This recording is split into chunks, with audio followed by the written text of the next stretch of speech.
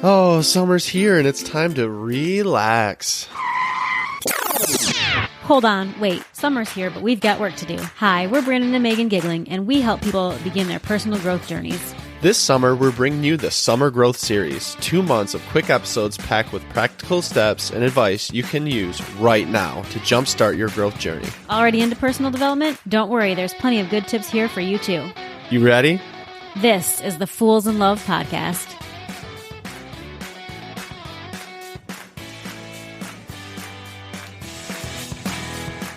Can you believe that it's the official start, episode 1 of our Summer Growth Series? Y'all, I'm so pumped. I am so pumped to get this thing started. I think these quick episodes are going to be perfect to jumpstart your summer. I know a lot of times we look at summer and it's like, hey, let's just chill, y'all. Let's just take it easy. But we really want to give you some quick tips, tricks, and ways to really implement your growth throughout this summer season. Yeah, let's do this. Okay, so when we're talking about this growth journey, this growth series, we always talk about like bettering yourself. We always talk about being better. And a lot of times that can be looked at really bad. Like, well, aren't I good enough, Brandon? Aren't I good enough, Megan? Like, why do I have to better myself? And to me, I think about it like anything else. There's always room for improvement. So it's better to look at you're just trying to improve each day. And I think we can all get behind that idea of wanting to improve each and every day. Not so much looking at ourselves in the mirror and saying something's wrong, but that, hey, could we tweak it? Could we better ourselves? Could we make it just a little bit better each and every day to improve?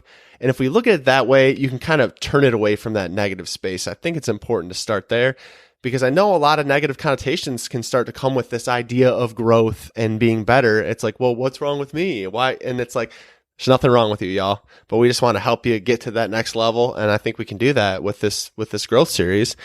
And when we were talking about this and planning for this, we kind of both came to the same idea of, well, then how do you actually get started with this?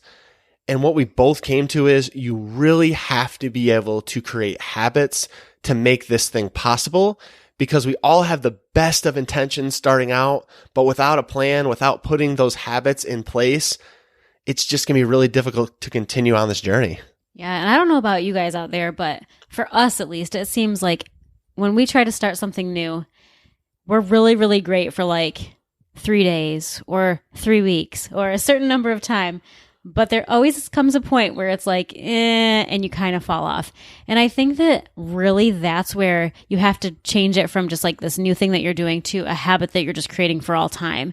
And I think it really starts with that mindset shift, because it's when you change from like let me start this new thing and see how I do, and kind of almost give yourself like this back of your mind permission to not let it be something. And when you get rid of that mentality and just create yourself a new habit that you know is as easy as breathing, that's where the magic happens. That's when you can really start to create something that will last longer than those 3 days or 3 weeks or 3 months. Yeah, you're right. You always give yourselves that easy out. You're like, well, I want to do this. I want to almost dip my toe into this just to see how I like it, just to see how it feels. But, if it doesn't work, that's fine too. And that idea, that thought pattern is never going to work long term, because you're already, like Meg said, giving yourself the scapegoat, giving yourself the easy out. And I think one of the most important things when you're looking at this, I won't say the most important, is looking at the time. Like, let me stop myself there. I was going to say, do you have the time? I'm telling you right now, bad way to look at it. Will you be able to prioritize the time enough in your life? Are you willing to prioritize the time enough in your life to make this thing happen? Because it's great to say that I want to get my fitness in order, that I want to eat right, that I want to do this or that. But do I actually have the ability, and am I willing to prioritize the time to be willing to go on an 8-mile run? Am I willing to figure out how to educate myself to cook the right way and buy those right ingredients and take that time to go to the store and buy those things, and then meal prep and everything else that comes with that? And whatever the thing is that you're looking at for yourself, you got to make sure that you're planning out the time to actually make that happen. Yeah, it's all about taking that routine of your daily life, the routine that you already have in place, and tweaking it so that there is some space for whatever you're trying to work on next, because your habits, they have to have space. You can't grow a new habit if you're not going to allow yourself the time and energy and ability to really put that somewhere in your schedule. So it starts there. It starts with the tweaking of what you're normally doing to allow that freedom to introduce something new. And maybe that new habit, by the way, is like 5 minutes, but you still have to plan for that 5 minutes, right? You can't find that time from nothing.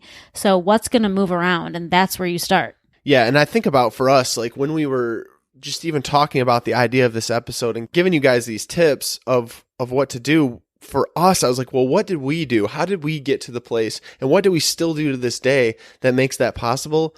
And what we always have done since the start of this growth journey is putting things on the calendar, is planning it out. And even if we didn't have a printed out calendar in front of us, me and Meg intuitively knew amongst each other, we defined when that time was going to take place, what we were planning on doing. And we still actually audibly speak it to each other a lot of the time just to hold each other accountable to the fact that that's going to happen.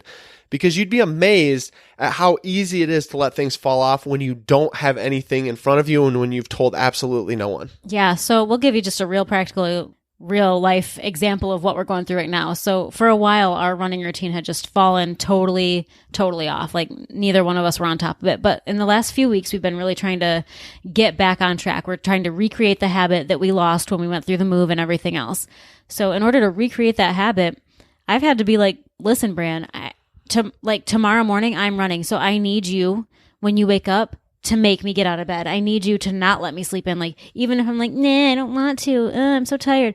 Please, like, help me do this. And it's not that it's up to him, but it's just like, if I even say that to him, then I know that I have to get my butt in gear in the morning. Like, if I've even said that I'm going to do it, then it almost like makes me need to do it, because whether or not he has to use his own little words in the morning to help me isn't the point. The point is that I've spoken it to him and said, this is the plan. So now I've got to come up with a way to get that plan done. Yeah, it's all about calling your shot and giving your intention for what it's going to be. And when you put that out into the universe, when you put that out just into the world, then it's way more likely that it's going to happen. Like for us, we switch off. We're on fitness for us because it's a big part of our core of our growth journey. But we switch off days for when we're going to run. So I know that if tomorrow's my day to run and I don't do that, it's going to be really difficult for me to get back on track. And it's probably going to be days for me to get back on track if I don't get up and do that. And like Megan said, for her, I'm not necessarily going to say, well, what were you doing? Like, it's not a negative thing. Like, oh, Meg, why didn't you get up? Why didn't you? Now I could do that because she used me as an accountability person with that.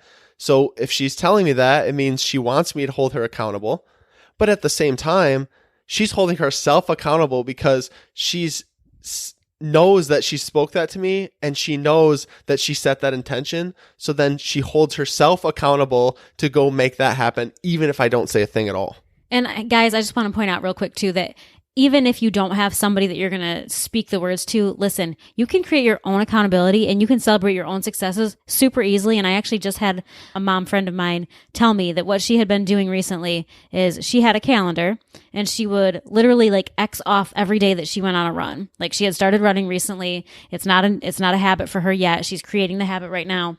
But when she's running, she will literally go to her calendar, take a black marker, and like check off that she did it, so that when she looks at the week, she can easily see how many times she ran. And when she has seen so many checks in a row, she doesn't want to lose those checks. Like she doesn't want to see herself not do it, so she has to keep getting the checks. Therefore, she has to keep running. And I really love that idea. I don't actually have a checkmark calendar, but I think especially in those beginnings of a creation of a habit, it's a really good tool to use. Right. And I think like just as you were saying that too, I think giving yourself a little treat, a little reward at the end of that. I mean, we use that for kids all the time in school, or we use that like with our kids. And I know my parents used it when I was a kid. There's like a little reward system. Like, hey, if you do this, then you can treat yourself to something. And that might sound silly to some of y'all, but it works. Like we do that with our employees at our office. We do that like with ourselves. We're like, well, you know, we've done this or that. We've accomplished this goal. We've set out to do this week, and we've done it. And whether it seems small to the world or not, it's not small to me. It's important to me. And I'm going to treat myself with whatever that is. It doesn't have to be anything specific. It's just something that you enjoy. But then you can almost cheer yourself on, reward yourself, and then celebrate yourself because you're taking that step to do this. And it's not easy. It's not easy. And you're doing a great job. So if you are in this process of creating new habits, good for you. We just want to shout you out. I think another great thing that we have tried to do, and we've done it with each other, but you certainly don't have to do it just if you're a married couple, because there are a million people you could reach out to, is just kind of gauge the interest of those around you who might be interested in doing the same thing you are. And then use them not as so much accountability, but just somebody to learn this new skill with, to learn whatever you're doing with, and just like enjoy it together. Make it less of a chore, less of a habit, and more of an enjoyable experience that you guys are having together. I mean, it could deepen a friendship, it could deepen a relationship. So if you have somebody and you guys want to develop this new habit together, go for it. Just, reach out to a coworker, reach out to a friend. It doesn't matter who it is. If there is somebody there that you want to hang out with and do this new thing with, go for it, because it might be just the thing you need to really make it an enjoyable experience that you can actually stick to.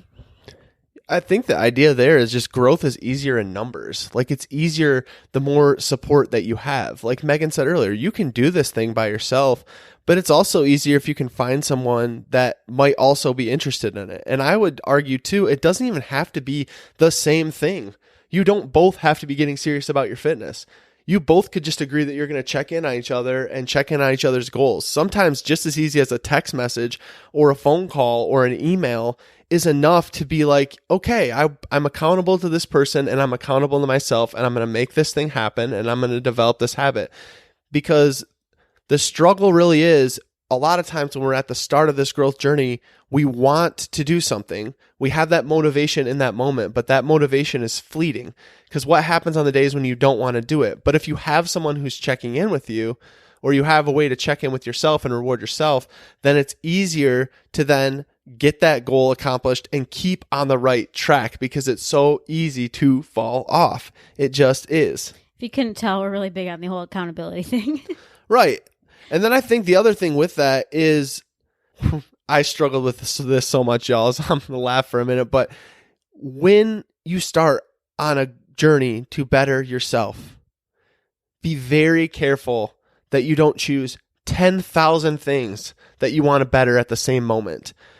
You need to keep an easier list and pick one or two things that you're going to be working on, and no more than that. Like, don't say you're going to change your diet completely and run a half marathon and be a better mom and be a better employer. Start a new company. Start a new company and all the things, because like the temptation is there to grab onto all of those things and try to do them.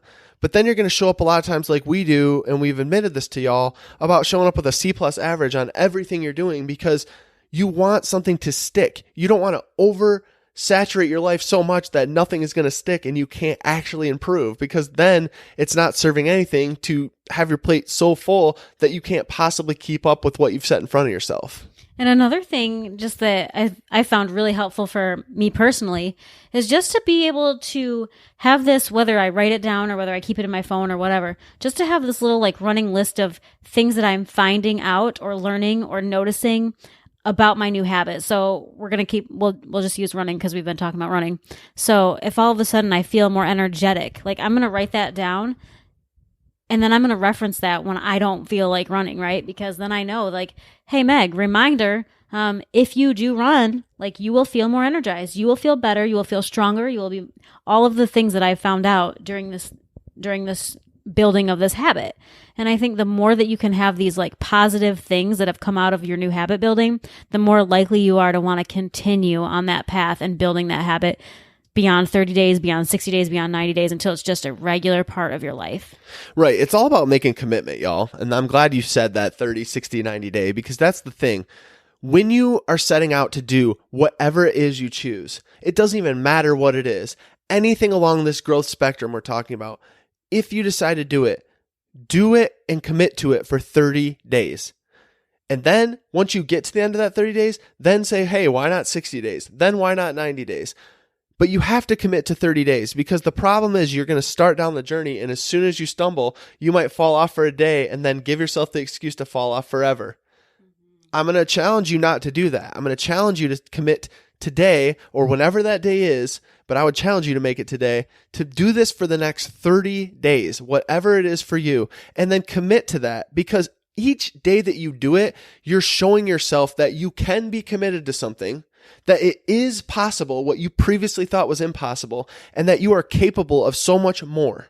And that's what I want to leave you with today, because that is one of the biggest things you can do is stick to it, commit to it, and you got this, y'all. And if you need any help along the way, we are here for you.